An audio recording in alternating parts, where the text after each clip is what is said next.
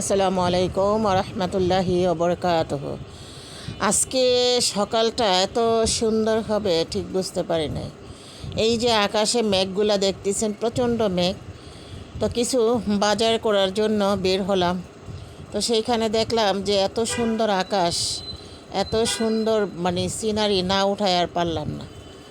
তো এই সিনারিগুলো আকাশের মেঘলা মেঘলা আকাশ, একদম সরাসরি আকাশের যে মেঘ করতেছিল সেই মেঘটা আমার ধরতে ভীষণই ঘাটটা ভেঙে যাচ্ছিল।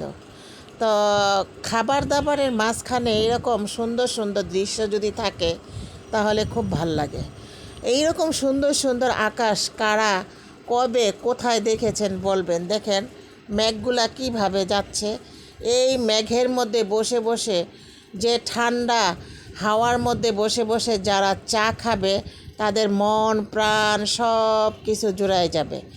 চা হচ্ছে এই মেঘলা ঠান্ডার মধ্যে সবচেয়ে সুন্দর জিনিস।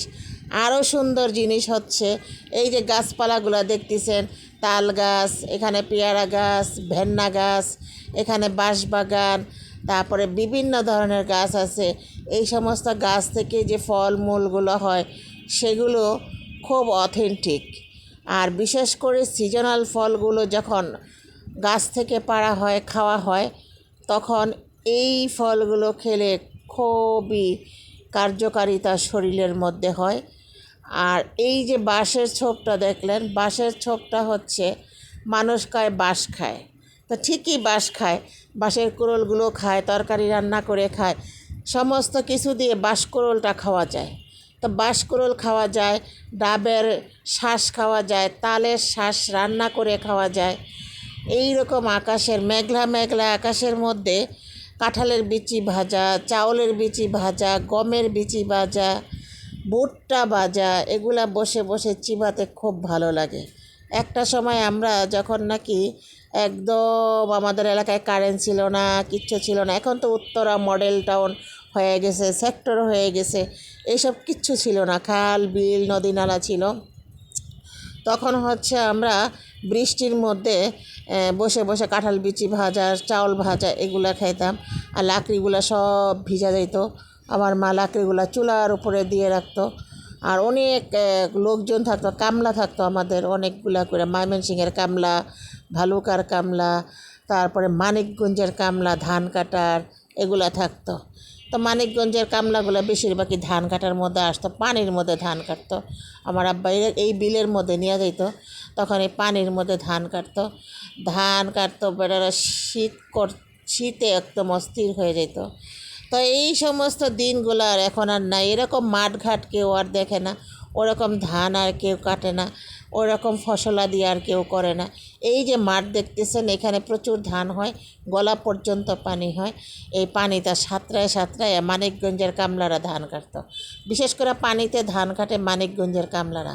আর রোপণ করে হচ্ছে রংপুরের কামলারা, তারপরে কিশোরগঞ্জ, ময়মনসিংহ, এই জামালপুর এদিকের কামলারা। আর বিশেষ করে হচ্ছে জামালপুরের বেশিরভাগ মহিলারা হচ্ছে কাজের জন্য আসতো। এখনও আমাদের অঞ্চলে, আমাদের এলাকায় জামালপুর ডিস্ট্রিক্টের লোক 90%ই হচ্ছে কাজের লোক। অল ফ্যামিলি সহ আসতো, বছরে থাকতো, যাকে বলে বসইরা কামলা বলি আমরা, বসইরা। তো এরকম ওরা কাজ করতো। তো আমাদের অনেক গরু ছিল, প্রায় 50টা 60টার মতো গরু ছিল আমাদের। ধান করতো আব্বা অনেক, এইরকম বিলের মধ্যে থেকে কাইটা নিয়ে আসতো। নতুন ধানের ভাত, কলা তরকারি, লাল শাক, আলুর ভর্তা, শুটকির ভর্তা, এগুলা দিয়ে আমরা চৈত্র মাসে খেতাম। আর বৃষ্টির দিন হলে বসে বসে বসে বসে বসে বসে কাঁঠালের বিচি খেতাম। তা কার কাছে আজকের এই দৃশ্যগুলো ভালো লাগলো অবশ্যই সাবস্ক্রাইব করে জানাবেন। আর ভালো লাগলে অবশ্যই একটা লাইক, কমেন্ট, শেয়ার করে দিবেন। সরাসরি এরকম আকাশ, মেঘলা আকাশ কেমন লাগলো অবশ্যই কমেন্টে জানাবেন। মেঘটা কেমন লেগেছে। তো ভালো থাকবেন, সুস্থ থাকবেন। আল্লাহ হাফেজ, আসসালামু আলাইকুম। দেখা হবে আবার কোনো ভিডিওতে ইনশাআল্লাহ। আজকে এই যে রান্না করলাম, রান্না বান্না যা হয়েছে তা সব কিছু একদম ক্ষেতের তরতাজা টাটকা টাটকা শাক, ডাঁটা, তরকারি, চিংড়ি মাছ ইত্যাদি। তো এইরকম বিলের থেকে মাছ ধরা, ক্ষেতের থেকে ডাঁটা আনা, সবজি এনে কারা কারা এরকম রান্না করেন তারা অবশ্যই বলবেন। তো আজকের এই আয়োজনে খুব তাড়াহুড়া করেই রান্না করলাম। তো রান্না খেয়ে কেমন হবে সেটা তো আর বলতে পারবেন না, তবে দেখে বলে দিবেন কেমন হবে। তো যারা আমার মতো এরকম ক্ষেত, খোলা, নদী, নালা থেকে ধরে ধরে নিয়ে আসো, তাদেরকে বলতেছি আমার মতো এরকম টোকায় টোকায় সব কিছু ক্ষেত, খামার, নদী, নালা আশেপাশে থেকে সব নিয়ে আসা বাস রান্না কইরা ইউটিউবে ছেড়ে দিবা। এই যে একটা ডালিমটা পাকে নাই, কিন্তু একটু কাঁচা ডালিমটা, তো খেতে খুব মিষ্টি লাগলো, ভাল লাগলো। আর এই যে শাকটা দেখতে পাচ্ছেন, এই শাকটা হচ্ছে শুটকি দিয়ে, রসুন দিয়ে, তারপরে ডাঁটার পাতা দিয়ে এটাকে রান্না করা হয়। বেশি বেশি করে শুটকি দিতে হয়, পেঁয়াজ রসুন বেশি দিতে হয়, কাঁচামরিচের উপরে রান্না করতে হয়। তো এইভাবেই আমি প্রতিদিনের রান্নাগুলো করে থাকি। যারা খাবেন তারা বাসায় অবশ্যই করে খাবেন, কারণ আমি তো আর আপনাদেরকে খাওয়াতে পারবো না। খাওয়াতে পারলে অনেক ভালো লাগতো। আর যদি কখনো কেউ আমার গেস্ট হন তাহলে অবশ্যই খাওয়াবো ইনশাল্লাহ। বাসায়ও ট্রাই করে দেখবেন, এইরকম টাটকা টাটকা আমার মতো ক্ষেত থেকে উঠায় নিয়ে আসবেন। পুষ্কুনি না, এই যে বিলের থেকে গুঁড়া মাছ উঠায় নিয়ে আসবেন, আর হচ্ছে শুটকি দিয়ে এরকম করে তরকারি বা ভর্তা তেলে দিবেন। এই যে ডাঁটার তরকারিটা দেখতে পাচ্ছেন, এই ডাঁটার তরকারিটা মাখা মাখা করে রান্না করেছি, মানে মশলা আর কি বলবো, মানে মিষ্টি মিষ্টি লাগতেছে।